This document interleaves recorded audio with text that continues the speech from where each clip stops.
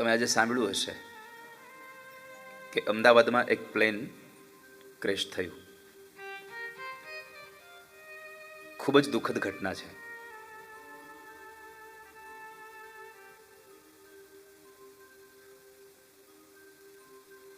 Take off થવાની 3જી મિનિટે જ, એટલે આમ જોવા જાવ તો પાયલોટને જરાય સમય જ નથી મળ્યો કે શું કરવું જોઈએ.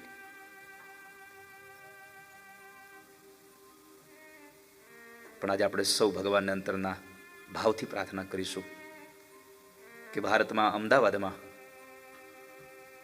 લંડન જઈ રહેલી એ ફ્લાઇટ જે પોતાના સ્વપ્નાઓ સાથે જે ઉડાન ભરી હતી અને એ સ્વપ્નાઓ ત્યાં જ સમાપન થઈ ગયા. એ દુર્ઘટનામાં જેટલા લોકોએ પોતાનો જીવ ગુમાવ્યો છે,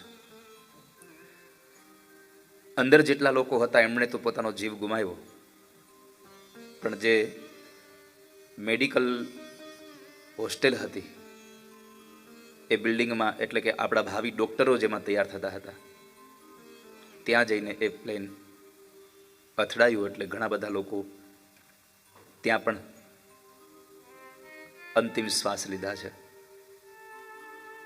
એટલે આજના સત્સંગનો પ્રારંભ કરીએ એના પહેલા ભગવાનને પ્રાર્થના કરીએ કે હે ઠાકોરજી, આ દુર્ઘટનામાં જેટલા પણ લોકોએ પોતાનો પ્રાણ ગુમાવ્યો છે, જે પરિવારના લોકોએ જે સ્વજનોને ગુમાવ્યા છે, એ બધા જ દિવંગત આત્માઓને ઠાકોરજી તમારું ધામ આપજો. અને જે પરિવારના સ્વજનો ગયા છે એ પરિવારના લોકોને ઠાકોરજી ખૂબ બળ આપજો.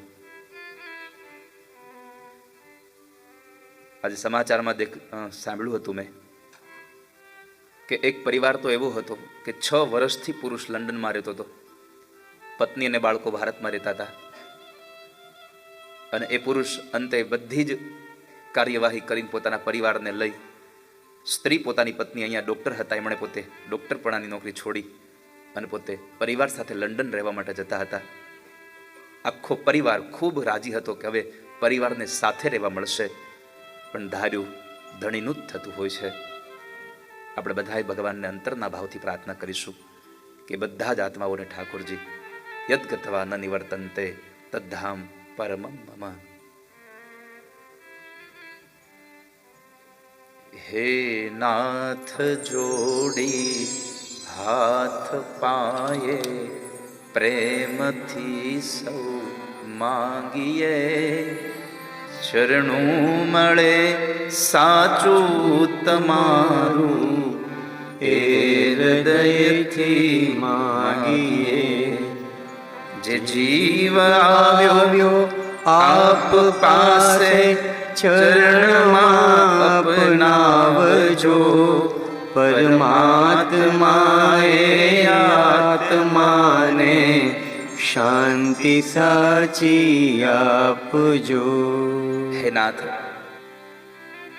કારણ કે આપણે તો ખાલી સાંભળ્યું છે ને આપણને આટલા બધા આપણા માનસ ઉપર એટલી અસર થઈ છે કે આટલા લોકોએ જીવ ગુમાવ્યો. એમાં ગુજરાત સરકારના પૂર્વ મુખ્યમંત્રી પણ વિજયભાઈ રૂપાણીએ પણ પોતાનો જીવ ગુમાવ્યો છે. કદાચ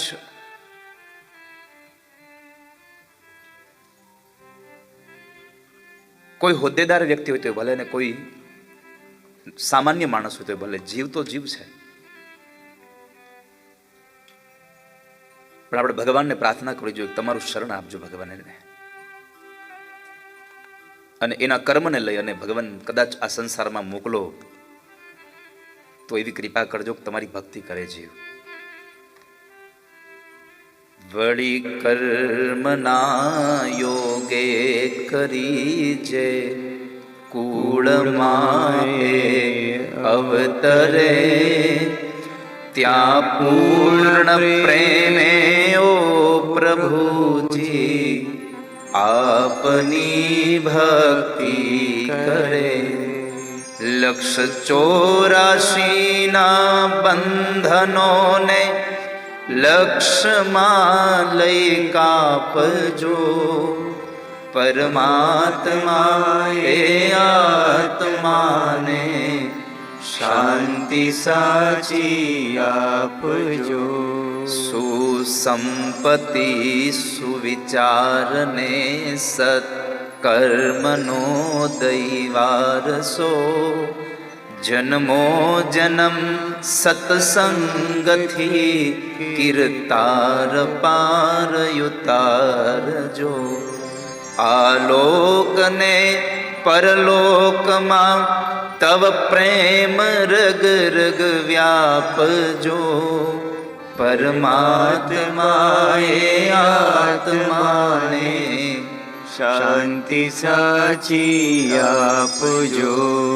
મળે મોક્ષ કે સુખ સ્વર્ગમાં આશા ઉરે એવી નથી.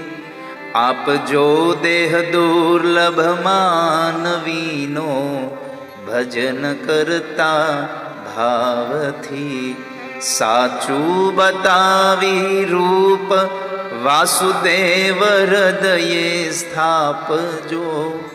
પરમાત્માએ આત્માને શાંતિ સાચી આપજો.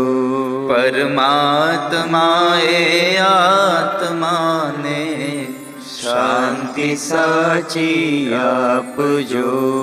પરમાત્માએ આત્માને શાંતિ સાચી આપજો. તો હે ભગવાન, એ બધા જ જીવને આપ ખૂબ શાંતિ આપજો. કારણ કે સૌ લોકોએ કંઈક વિચાર્યું હોય અલગ અને થાય અલગ, કારણ કે બધું ભગવાન કરી રહ્યા છે.